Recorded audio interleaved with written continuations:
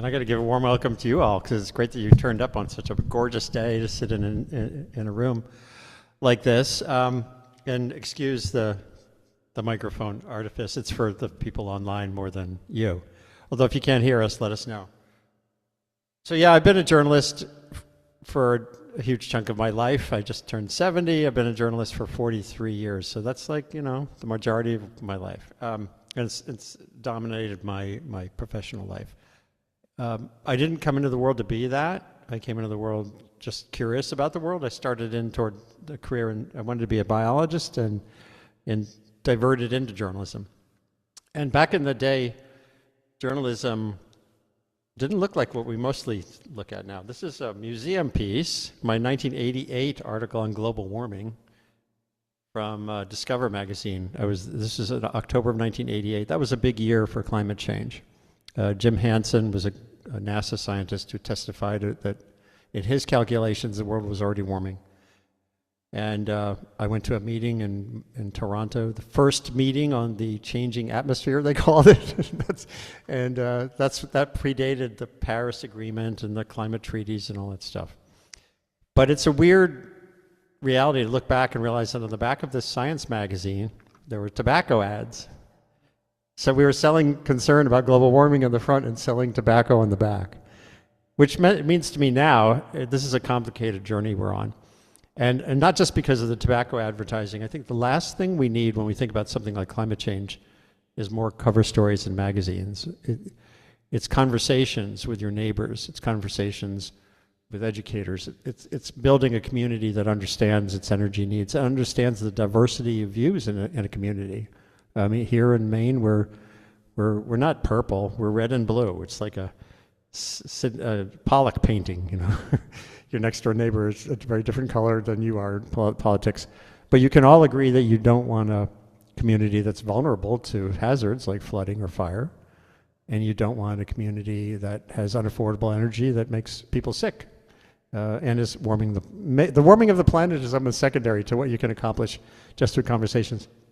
So today, in just an hour, we have very little time, we're going to dig in on these things. And you can follow up with this easily later, scribbled on that card. And for anyone watching, just go to revkin.substack.com and you can get in touch with me. And I thought, though, I wanted to start with an exercise that I think illustrates a key part of what we're about, which is that little card. It has a little space that says, what is climate change? And a little space that says, how does it make you feel? And just scribble right now. Actually, I'll play a little music. Why not? While you're scribbling for 1 minute. And as I say, there's no right or wrong answer. You'll see why. So the clock is ticking.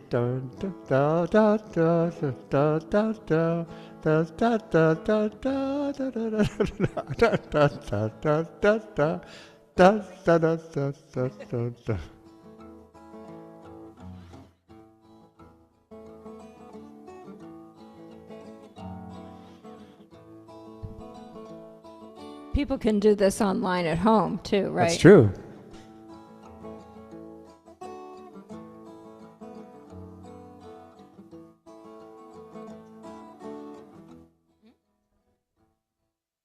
What is climate change? And how does it make you feel? Just a few words.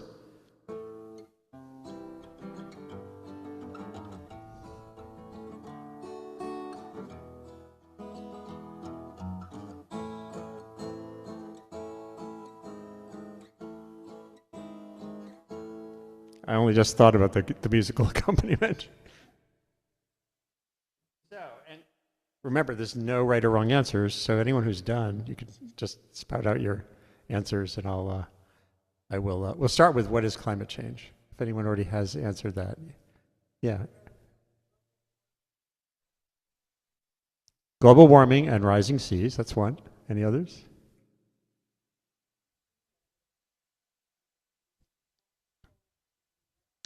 Extreme weather conditions, too hot, too cold, too wet, too dry. Maybe one other. Say again? Irregular climate events. And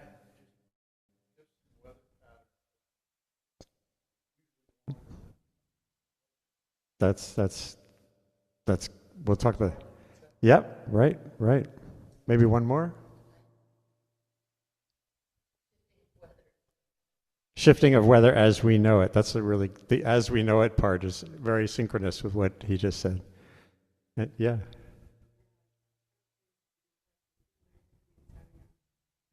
Human activities impact on the planet. Andrew?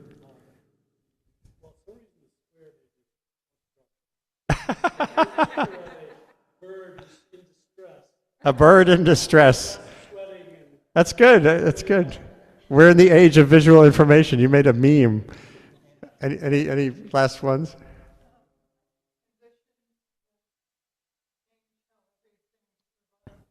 Yeah. Conditions how everything survives. And I'm repeating them for the sake of the Zoomy people. Did you have one? Weather change. Yeah.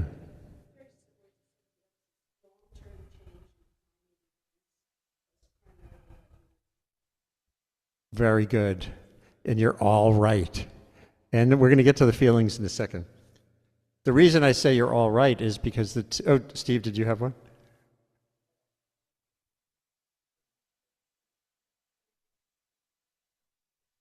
Yeah.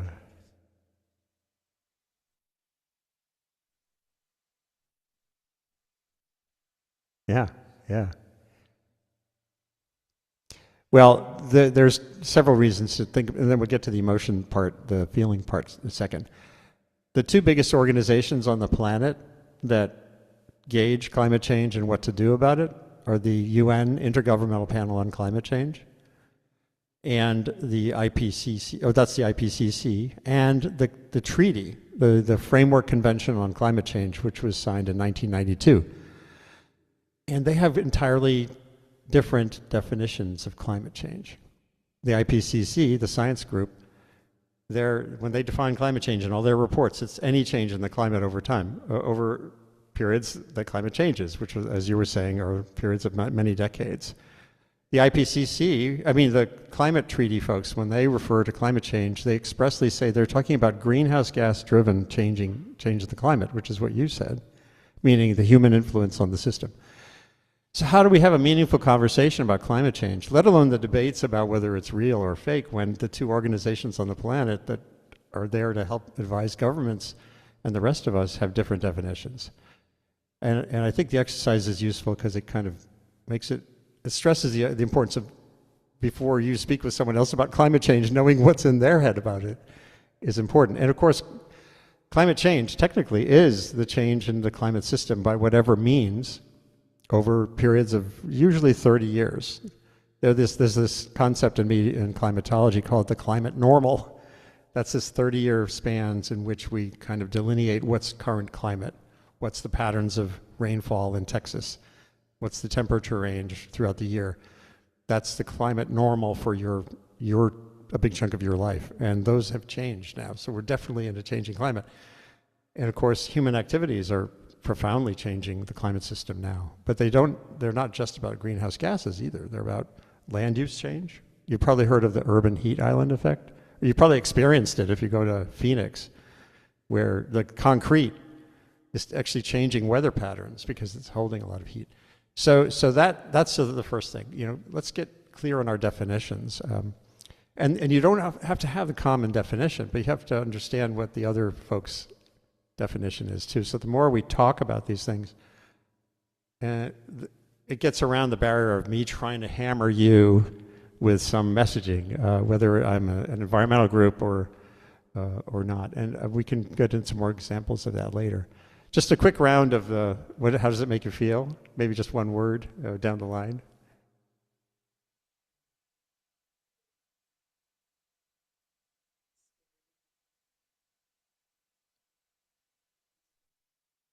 I'll repeat them. Yeah. Yeah. You mean we're ignoring it? So frustration meaning or? Right. So it's hard to understand and convey. Any less?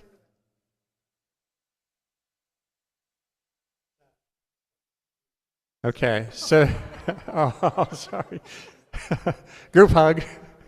So we have anger, we have fear, we have concern, curiosity to a certain extent, and musing on our human inability to really capture these kinds of changes in our lives, within our history, let alone our lives.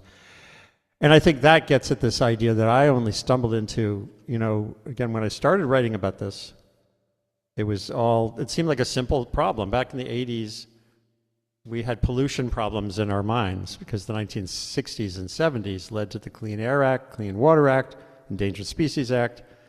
We were controlling pollution by regulating ourselves.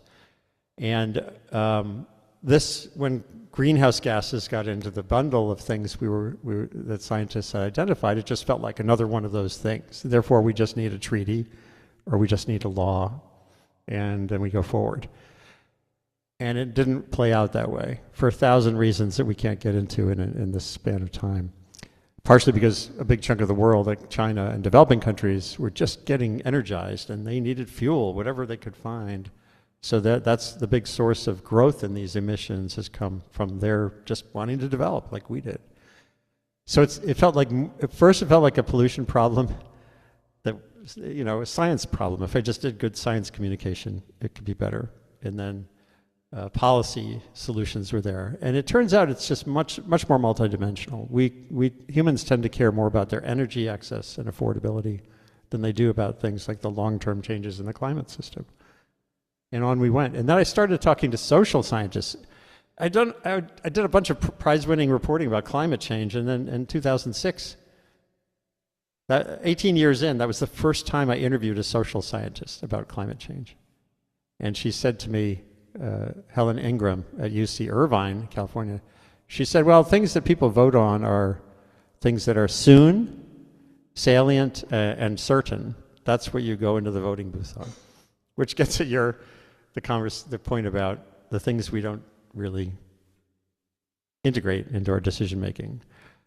And that was like a big hello. And then I began diving into that social climate more and more. And of course, now with social media, the social climate has become polluted essentially by the communication, sort of the co-opting of the communication systems. And it's designed to distract us, to confuse us. You can use it usefully, but it's often using you more than you're using it, unless you're very active in your approach to social media. So that's kind of the preamble, and it led me much more to thinking about and actually working on fostering better conversations rather than telling better stories. Storytelling still matters, but the more we can identify points of congruence between us, the red and the blue parts of us, the more likely we are to have traction. And there's some of that happening here in Maine. We can talk about that too. So that's kind of my preamble. And then Lisa's going to get into some examples from her classroom experience that are really cool. Former teacher, I cannot sit down and talk. It just doesn't work. So one of the last things that I did as a professional educator was I worked for an organization called the Children's Environmental Literacy Foundation, and we had offices in New York, Houston, and Los Angeles. And we worked on bringing sustainability curriculum into schools. And I have 2 case studies of schools that really made a big impact in their community by changes that they made. And then I also have an activity. And for this activity, I'm going to tell you what it is ahead of time so you have a chance to think about it. We're going to take a look at how you might move the system or the leveraging points in a system of a big problem. So think about an issue or a problem that you're having in the community on MDI in Northeast Harbor, in Maine, and we're going to see if we can unpack that a little bit and think about how to communicate with all of the stakeholders in that problem. And so, but first, we worked with 2 schools that really made an impact in their community. And the first school I'm going to discuss is Putnam Valley Schools. And Putnam Valley is a community in somewhat upstate New York, about 50, 60 miles from New York City. and a very conservative, blue-collar a community that was mainly Republican. And so you would kind of you might make an assumption about how they would vote for certain things. And ironically, they voted for a new high school, a new middle school, not ironically, you'll see that it made a lot of sense, to make them all geothermal. And so the campus of the middle school and the high school was oil-free. And they had, of course, buses came on, so oil, is in the buses and in cars, but the heating oil was free. And the maintenance people and the school were all on board with this. The community was all on board with this. And this was entirely, not entirely, but it started off as a financial piece. Over time, they voted this in 1999. They voted for geothermal. The school was built in 2000. And since then, the savings over 25 years have been 4 million gallons of oil and $13 million. And so that actually is directly going back to the community in terms of savings for taxes. That translates into 47,000 tons of carbon dioxide over those years. And they also did a lot of work retrofitting. They had a 1930s elementary school that they retrofit. And what we were told to do when we came in was we were asked by the superintendent to see if we could connect the building facilities and everything that they were doing to make Putnam Valley schools more sustainable to the actual curriculum. So we worked with the teachers, and we never would bring in a curriculum, but we brought to them ideas about how to align your curriculum with sustainability principles. And so they have a curriculum now that aligns to some of their sustainability initiatives. And then the other school that we worked with was Warwick, also in New York.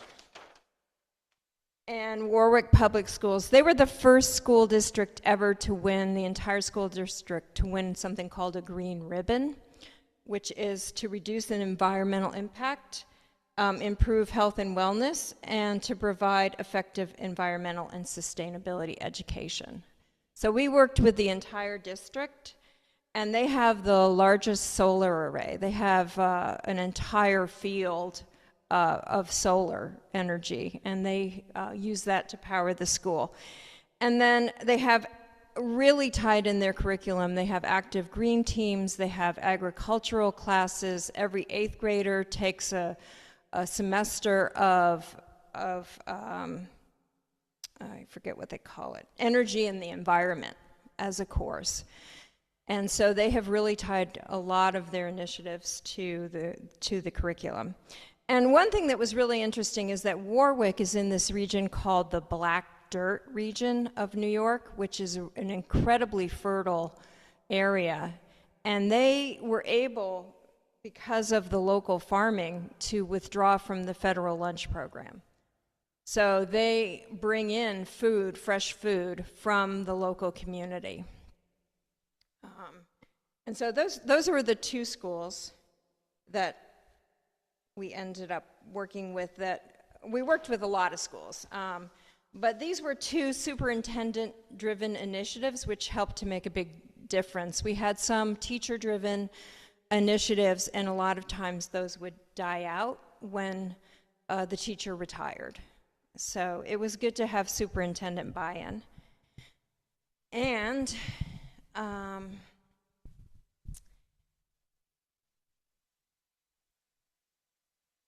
anybody think of something they want to address as an issue or a problem? In your local area? In your local community. Affordable housing. Sorry, I'm lefty.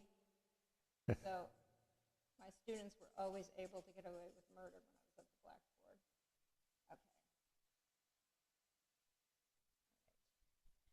Okay. Okay.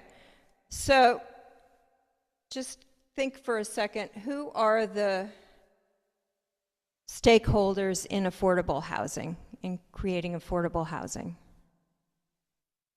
Owners?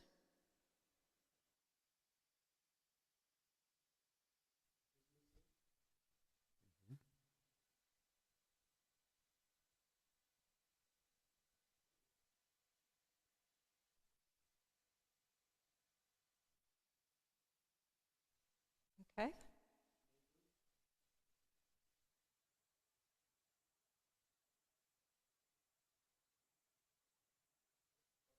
Yep. Yeah. They're a stakeholder. Yeah, the care economy, caretakers.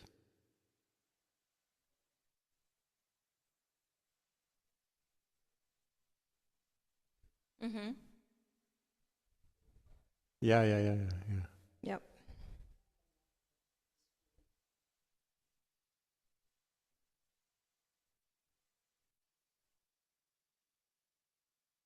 The library? Yep. We'll write it down.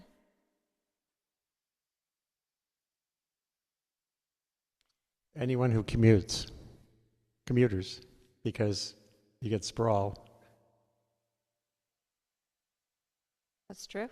If you don't have affordable housing. Yeah, well, we live off of Mud Creek Road, so we see all the people going off island that commute to down east. Sure, we can put in anything.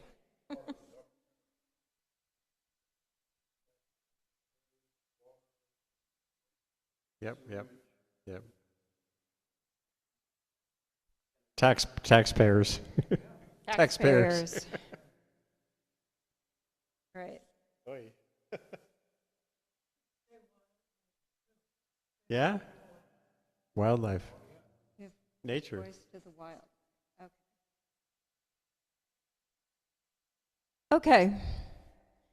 So let's think about, we started looking at schools being connected to young people.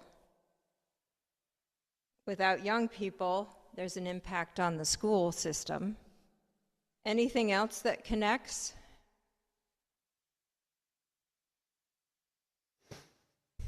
Libraries connect to young people.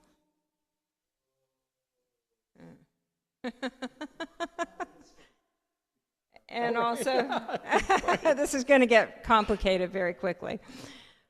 I usually do this, people stand up and throw a ball of yarn around to connect. But I wasn't sure how many people we were going to have. Anything else that connects? Hospitals? Okay, so that would be, that would go under infrastructure, right? Yeah. And that would connect to young people. Well, we've seen that, right, with the closing of the maternity ward at MDI Hospital. So without young people, hospitals are impacted.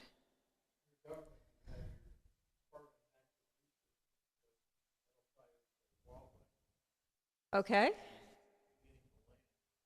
Yep. Mm-hmm.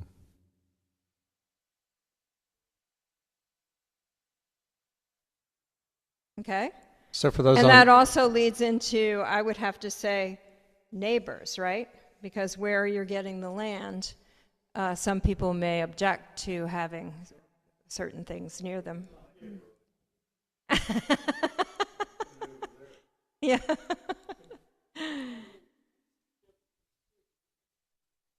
Sure. I'm sorry, what connects to? Government? Sure.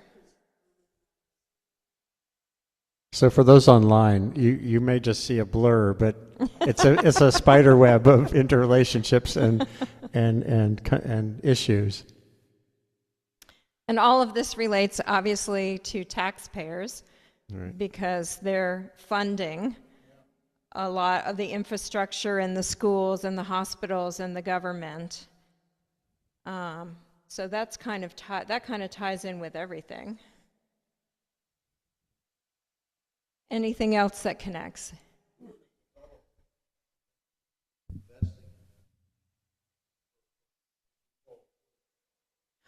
Right, so you need funders.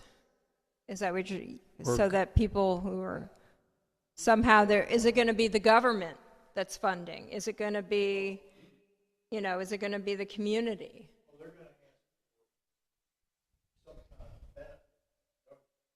Right. Or businesses may be impacted because they need people to come and work at their places. And then this is the government.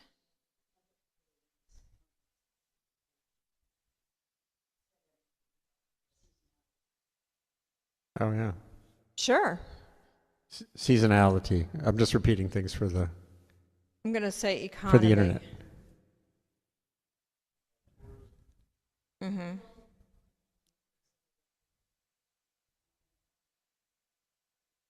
Can I offer another stakeholder? Because housing can be seasonal. So affordable housing could be needed at certain times of the year, but not necessarily all year. Is that what you're saying, or?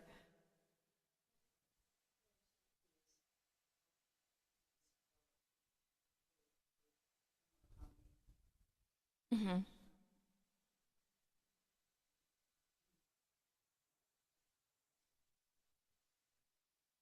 Mm-hmm.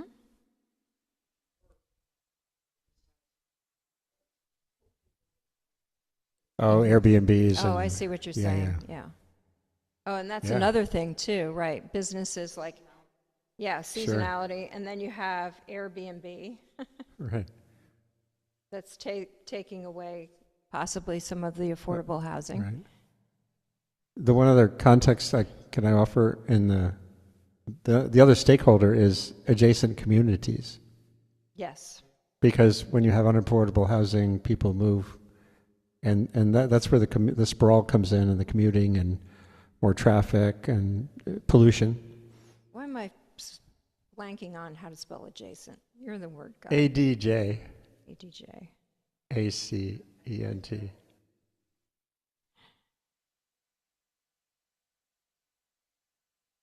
And back in the Hudson I used Valley, to give my students extra points if I didn't know how to spell something. They spelled it for me. I don't know if they have this in Maine. Back in the Hudson Valley, there was a thing called the Regional Planning Association, which was trying to get adjacent counties to collaborate, but they were fighting a losing battle because every county with its issues like this was fighting for the business, for whatever, with the other counties. Yeah, sure. Getting us to think not just long term, but thinking about the community aspects, the wider aspects of our lives is really hard. Yep. And so this is just an example, and then each one of these players has their own perspective. And so sometimes when you're connecting, like young people might have a different perspective of affordable housing than the commuters, or the neighbors may have a different view of affordable housing than the builders, and of course, the taxpayers or businesses may have a different view of it. So thinking about a problem like this, which is, a systems problem, does anybody see any potential leveraging points? Is there some place where you might be able to shift the system towards more affordable housing? Is there one particular area that you can think of? And then two, this is very typical of problems and why communication is really key among all of the different stakeholders to help move the needle for any kind of problem that is very complicated or a wicked problem. But I'll leave this up here, and I'm going to turn it over to Andy, and if you think of anything that might be a way to kind of shift affordable housing that, in the right direction, looking at all of these different stakeholders, is there one particular area that might be able to affect some change?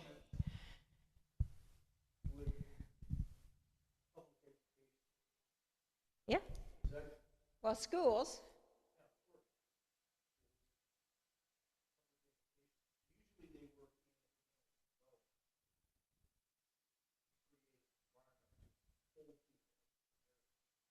Okay.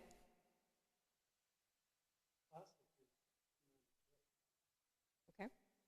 Economic growth. So we want to put down here that we want the economy to grow. And that is actually, in sustainability education, there are what we call the 3 E's. There's equity, environment, and then the third pillar is economy. You can't really have an equitable society without looking at the economy, and you can't protect the environment without looking at the economy as well. So they're all tied in together.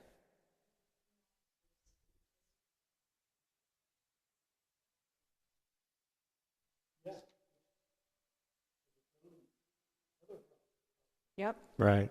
I Right. was thinking, it's not just a different perspective. Each of those areas for conversation have different vocabulary, different metrics, and different Different departments of government. Yeah. connections. Yeah. Mm-hmm.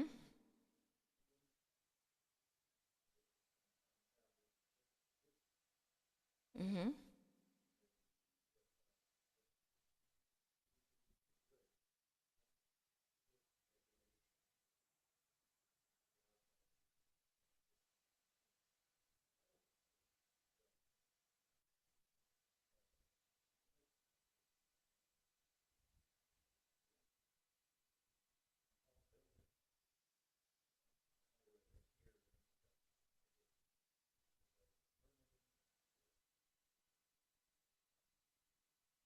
Mm.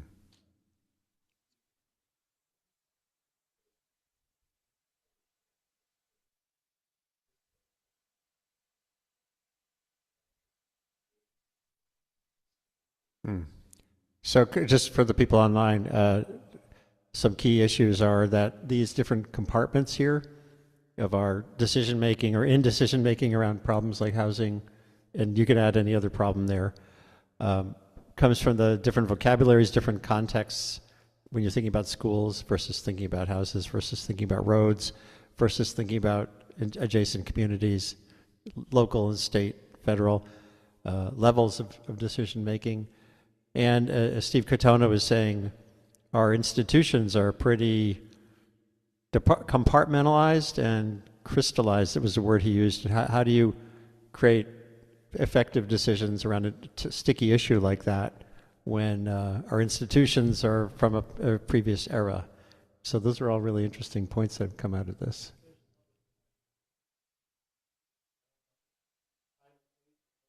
Yeah. Yep. Title 8 is another factor that's been brought up.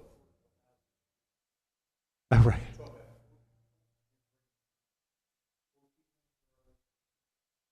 Right. Right. That issue about the social aspects. Mm-hmm. Yeah. And the equity issue. Yeah.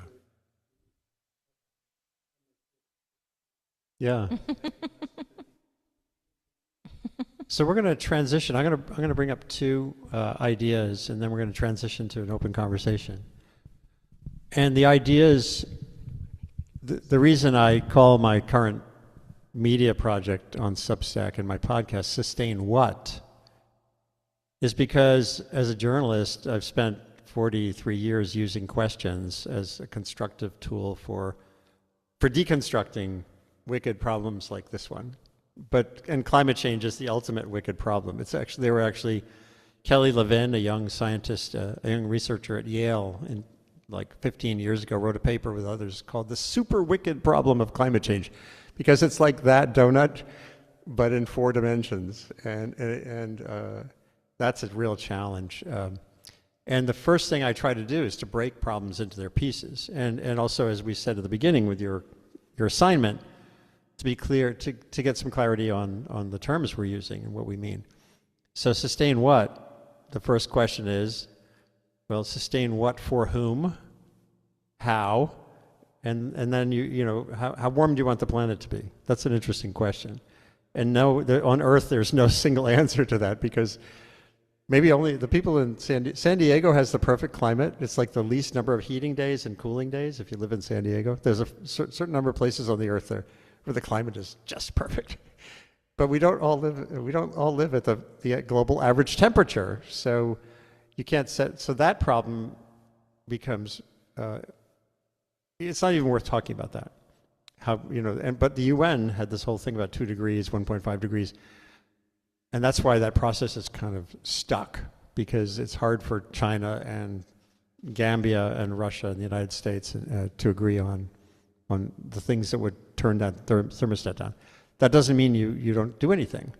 So the first thing I do to try to break the climate super problem into pieces is to talk about climate and energy distinctly. They're interrelated, but if you want a community that's less vulnerable to coastal flooding, like we all want to be, that has less wildfire risk, like in the West and many parts of the East or Florida, that is resilient. It's a funny word, resilience. It's very mushy, but we all have a general idea of what that feels like. You can have a really good discussion about that with people who are all across the spectrum of belief, because your starting point is no one really wants to be vulnerable to the climate system if we can. The card I gave you has a little diagram that I wish every journalist had in their wallet, because it starts, instead of starting the conversation, this one. And by the way, online, if you go to later, not right now, go to j.mp, j.m like Mary P, /climate shorts. There's a set of little videos there that have some of this stuff. And I can give that to you guys too. But I learned through my reporting that starting with climate change is really about that thing I was just talking about, the average temperature of the planet and how warm do you want it to get. If you start talking about climate risk and how to reduce climate risk, it feels like a much more natural place for us to have a conversation about, because we all think of things in terms of risk and opportunity. And the disaster, my reporting has included a lot of other kinds of disasters, earthquakes, tsunami, etc. So I talked to researchers who study disaster response, and the factors that create a disaster are all human choices. In fact, there's a meme. There's no such thing as a natural disaster. The disaster is due. There are natural hazards. A slope is prone to a landslide. That's a natural hazard. But what that does to people is the result of choices we make or don't make. So you see here, risk is the hazard times exposure, and then factoring vulnerability. So if we all lived in a bubble, like we were in Singapore once. Anyone been to Singapore? The gardens by the bay, they have these giant botanical gardens.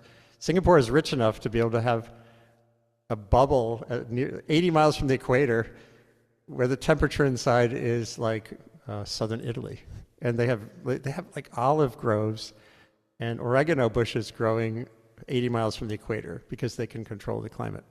So and I went to Nairobi the same year we went to Singapore, and I visited a slum in Nairobi that's also 80 miles from the equator, and these people who have moved into Nairobi for work and stuff are living in a nightmare climate. Same latitude, completely different climate, because their vulnerability is a function of choices by, not just choices, but history, poverty, the need to dislocate and stuff. So if you start with climate risk and how do you reduce risk, then you're talking about exposure, which is like, why do we have houses in flood zones like we were talking about earlier in Asheville, North Carolina? Whole communities were built along these valleys that historically were generating terrible floods. And actually the other card, you take it home later, has the history of terrible flooding around that part of North Carolina. And in 1791, there was a flood just like the one that happened from Hurricane Helene. So we get caught up in thinking it's a climate problem when in fact there are all these human choices on the ground that contributed to that becoming a disaster.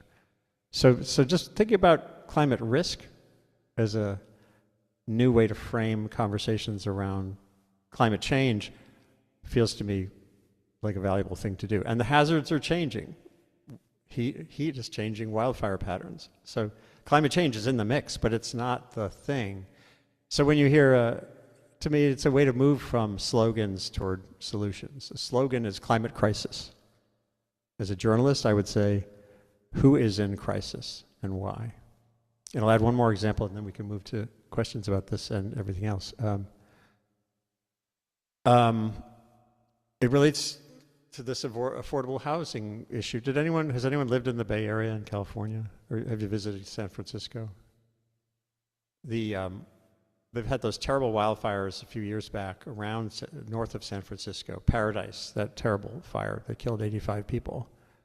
The history of that community, Paradise, was that people couldn't afford housing in the cities anymore. So they moved into the woods. I mean, people move into the woods because it's beautiful too, like here in Maine, where we live. But so housing, unaffordable housing in the Bay Area was contributing to sprawl into wildfire zones. And if you're just thinking, oh my God, global warming is worsening wildfires, and you're not thinking about why are homes burning, then you're missing a big component of the solutions. And it also helps to identify kind of less than honest political framing. Gavin Newsom and Jerry Brown, I kind of criticized both of them as a journalist at one point. A lot of their speeches when there were wildfires were about global warming. But I don't think I ever heard Jerry Brown or Gavin Newsom say, we need to change where we live. That all you Californians moving into the woods, you have some work to do. Or your communities are part of the problem. Because it's impolitic to bring that into the formula. And if you're liberal, global warming is an issue you can just stick out there in your speech. And so I think, again, the risk framing would say, well, the vulnerability part of that equation can be worked on through insurance companies are doing this now through zoning, through other issues, through building codes. But that's just, I wanted to take you too far down that rabbit hole. There's lots that I've written about all these things. So I thought now we could just open it up a little bit to a round of questions and then see what's on your mind now that you've heard these brief insights. There's so much more. These issues are tremendously complicated and enduring. So any quick questions first of all? And any question, is the mic off?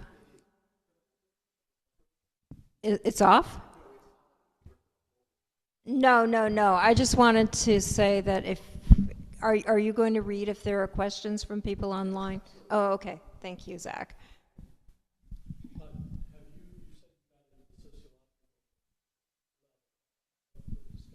Yeah. What about the behavior? What is how individuals behave when they cope? And I think the question is relevant. Oh yeah. Well, I think the question was about the behavioral, not just the social climate, but your individual tendencies. These are all big challenges. One thing that I learned in covering disasters, there's a guy named George Marshall who studied Bastrop, Texas, after 1,000 homes were burned, 2010 or so. And he basically found that the experience of the disaster made people more of who they already were in terms of issues like, what do you do now? If you're communitarian, if you're liberal, you become a more communitarian, more humanitarian. If you're a libertarian, you become more of a survivalist. Well, my new house has to have a armored exterior. So that feels discouraging, right, in a certain way. There's been some people who've written, well, if we all experience global warming problems, we're all just going to get out there and magically decarbonize. It's not like that. But the flip side of that is that it reveals points of as I said earlier, congruence. I might actually play a video. A journalist named John Sutter went to Woodward County, Oklahoma, in 2015. He was doing a big CNN project on climate change ahead of the Paris talks that became the Paris Agreement. He went to Woodward County, Oklahoma, because it was listed as the most skeptical county in America on global warming. Like, it's ground zero.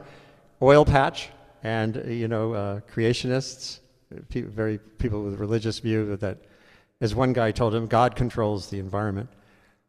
But that same guy told John in this video, when he started asking about energy, we have solar panels on part of our roof, and we plan to get off the grid entirely.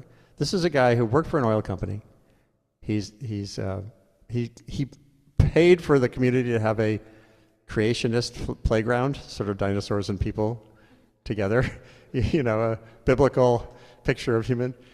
But he said he's getting off the grid, and he said it expressly. And John went to his house and saw the panels, and I showed that video to people, I say, is he a climate denier? Do you care if he's a climate denier? Do you care what he thinks about climate change if he wants to get off the grid using solar power? For me, if he has a different path to an outcome I desire for different reasons, then that's a good thing.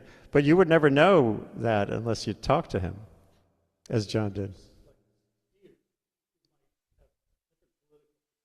Oh, but who are...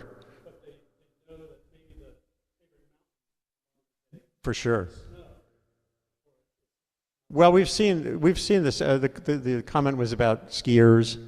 Well, here in Maine, hunters, people who love the woodlands, who fish in the ocean, who were lobstermen whose docks were destroyed by very rare storms.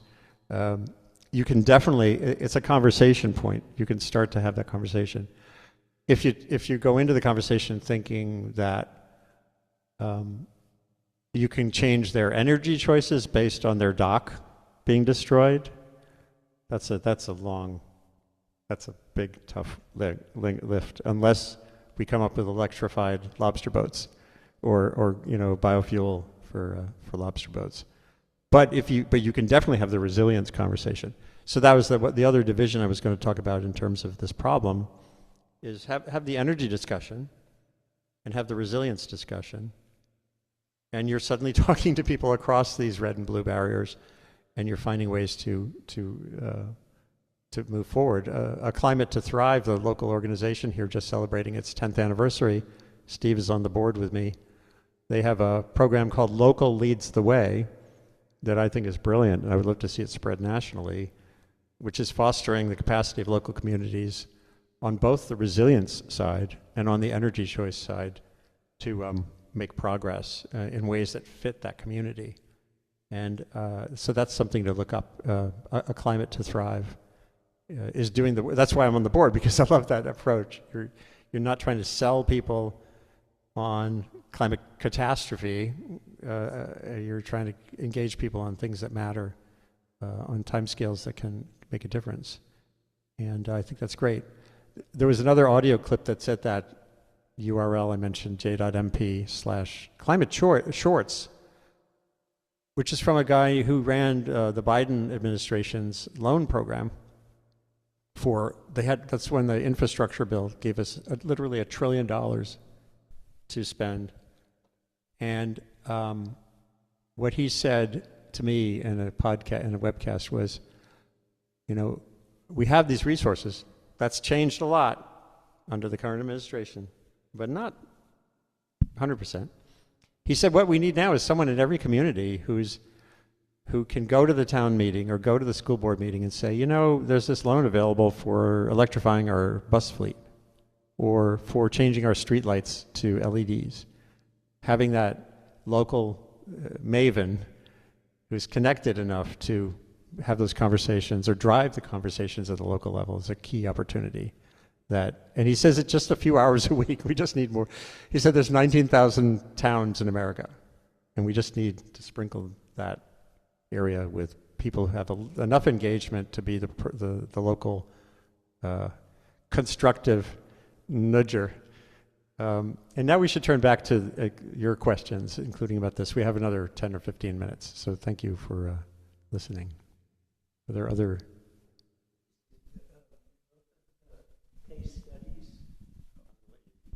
Lisa, in both of the case studies that you presented for the school systems in New York, you didn't mention climate change at all. It was done on the basis of financial return. And I wonder, was there ever, did climate change sneak into the discussions early on? I honestly don't know how they pitched it when they pitched the geothermal. The people that we spoke to who were part of the maintenance crew, they love the geothermal system.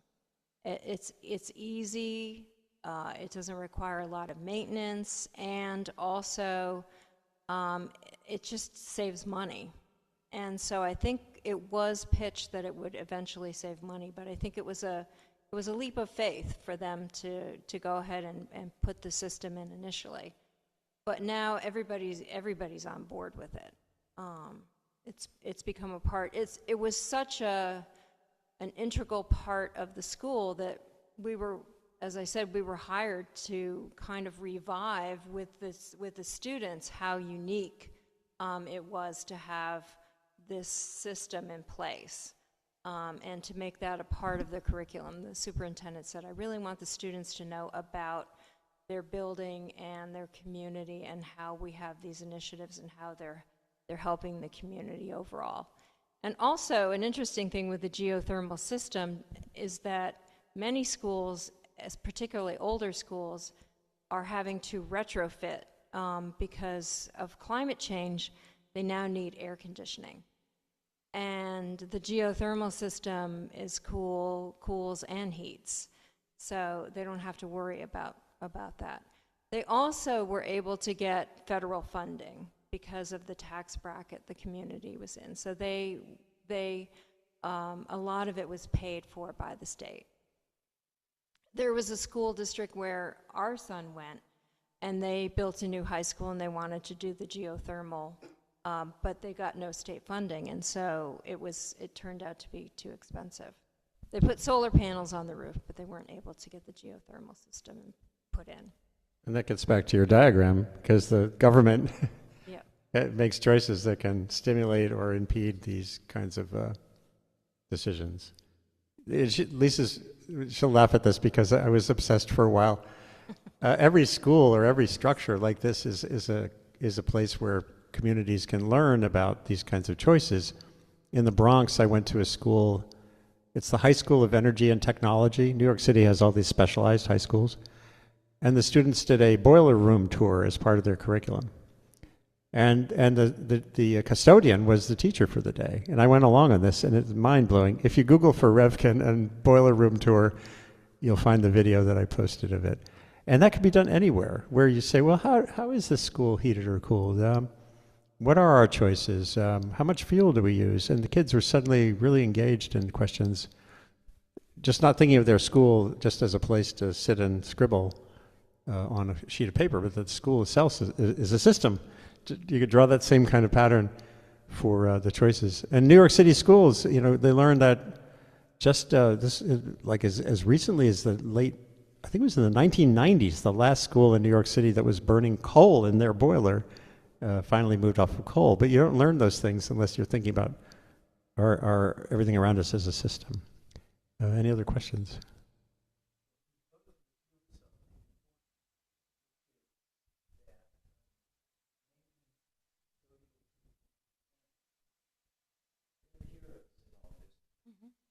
Maintenance people are the heroes.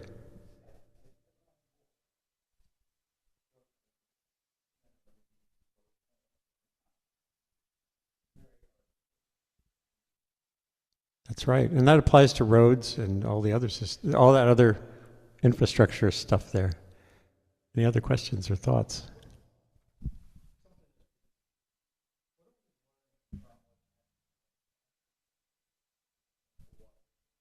The fires. Yeah.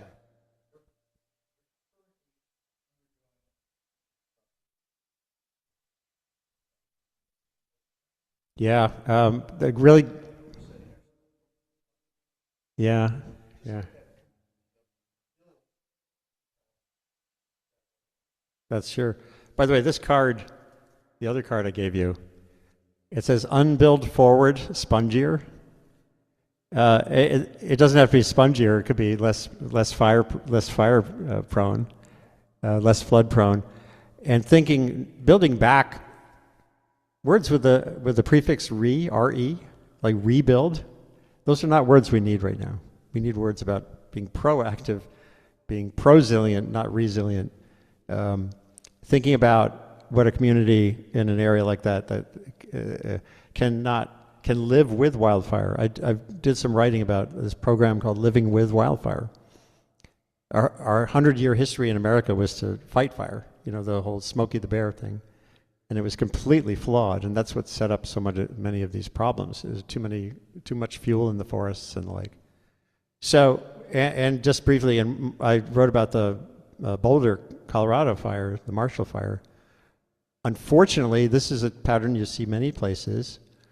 Local communities that had been devastated were actually trying to relax their fire codes as they rebuilt, because they wanted to rebuild swiftly and get the economy back in gear. And that's a reflex that's so hard to overcome. Yeah, one thing that is changing, insurance companies, there's some experimentation with insurance in fire areas that could lead to, if not a house-by-house reduction in your rates based on your siding and what you do, as opposed to the sort of generic fire risk that's part of your insurance bill. So having a more particular way to have the market push people toward better outcomes is important. And by the way, just Google for Revkin and wildfire, and you'll see too much on that issue. Yeah. You also had that story you wrote about that house in Colorado that was the only one left standing. Yeah, I interviewed the guy literally 2 days after that. I noticed on social media there was someone who had tweeted, "My house didn't burn down, and we had just put on this concrete. It was a newish house in an area that was mostly older houses, and it had fire-resistant siding, and you could see where pellets of molten plastic had hit the side of the house and not caught." And little things, it's the little details, like wooden fences were part in the Palisades fire. Google for Revkin and what's the phrase? Grandfathering. A lot of areas in California, California instituted better fire codes, but if your house was built before a certain year, you didn't have to adhere to them.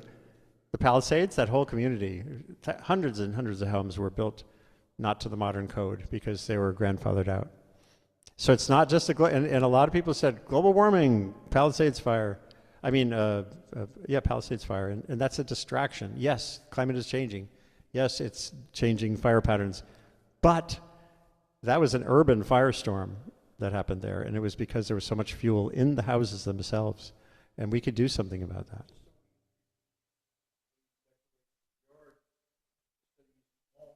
Oh, sure, the same kind of thing. Yeah. Yeah, and some of it's not too pretty, but I think Andrew, you had.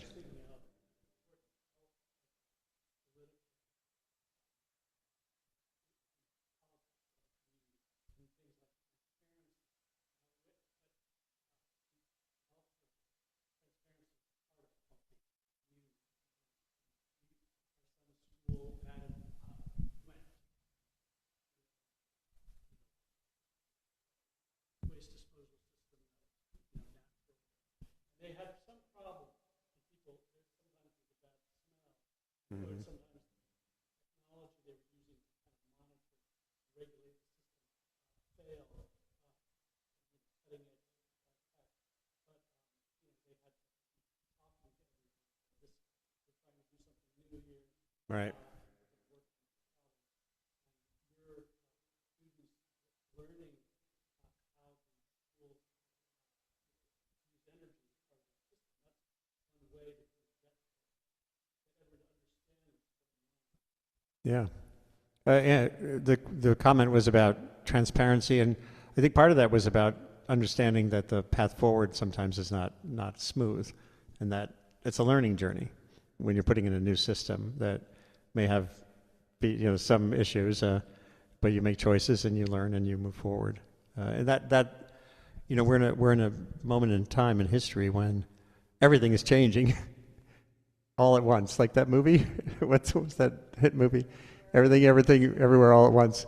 That movie really is about these issues. The Anthropocene, that we're in, is multiple changes, all interlinked. AI, we could have a whole nother night on AI. And being engaged, finding data that people can all look at and have a common conversation around is very hard now because everyone has different data in their heads, as I said earlier. It's worsened by social media terribly, and how we move forward has to be a function of iterative, constructive, non-polarized interaction on issues where you find overlap. If it just persists this us and them thing, it's a really tough challenge. And there won't be a perfect moment when the perfect Democratic candidate gets into office and all this magical stuff happens. We've seen that, just briefly before we close. When Biden had come out with a bunch of non-legislative solutions, executive orders like Trump does, and kinds of legislation that were ephemeral, I used a picture of a sandcastle on a beach, and I said, "This is sandcastle policy. It looks really beautiful. Man, it's a great sandcastle, but when that tide comes in or some bully comes to the beach, it doesn't have durability." Durability really in America only comes from legislation that's bipartisan. Conversation. Oh, I just wanted to say, is there anybody online that had any particular question Thank that you. we could address quickly? Because it's 6:30 and I want to be respectful of their time. Okay. Yeah, I was going to close out. I'm a multimedia communicator. When I went to the North Pole in 2003, I brought out cameras and video cameras and stuff, and for me, music is part of my communication too. So I'm just going to do a song that's relevant, and maybe I'll bring this out here. Yeah. Apparently, for the online, they need the mic.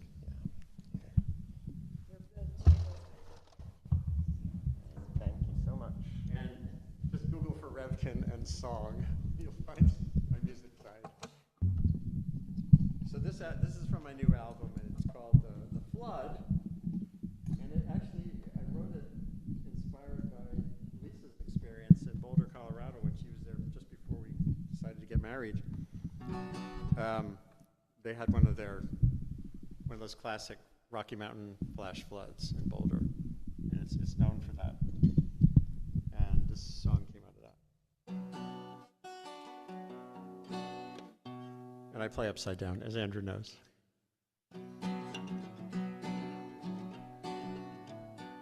It was June up in the Rockies. Sun was beating down. Deep snow fields were melting fast. The creeks ran wild and brown. Streams all joined together in a once-in-a-lifetime roar. No problem, said the engineers. Those dams can handle more. Meanwhile, way down in the tourist towns, like always, life was good. Some merchants printed t-shirts saying, "I survived the flood." But a thunderstorm was building like no one could recall. Black anvil clouds, they rose so high. They made those Rockies small. They say that nature has a habit of cleaning up mistakes. Well, don't build a town on a mountainside. unless you like high stakes. The wind howled like a wounded wolf, Niagara Falls it rained. High in the thundering canyons, the dams began to strain. Those engineers were sweating now as they tapped computer keys. Their worst case calculations looked like reality. They say that nature has a habit of cleaning up mistakes. Well, don't build a town on a mountainside unless you like high stakes. The people building condos and driving 4x4s, and playing golf on perfect greens and shopping fancy stores. They never knew what hit them until it was too late. A freight train wall of water, it wiped clean their whole slate. They say that nature has a habit of cleaning up mistakes. Well, don't build a town on a mountainside unless you like high stakes. Storm rolled east all through the night, flood waters ebbed away. As first light hit the Rockies, the townsfolk were amazed. The mountains gleamed like silver, malls and condos gone. The people smiled, some embraced. The world, it looked newborn. They say that nature has a habit of cleaning up mistakes. Well, don't build a town on a mountainside unless you like high stakes. Well, don't build a town on a mountainside unless you like high stakes. There you go.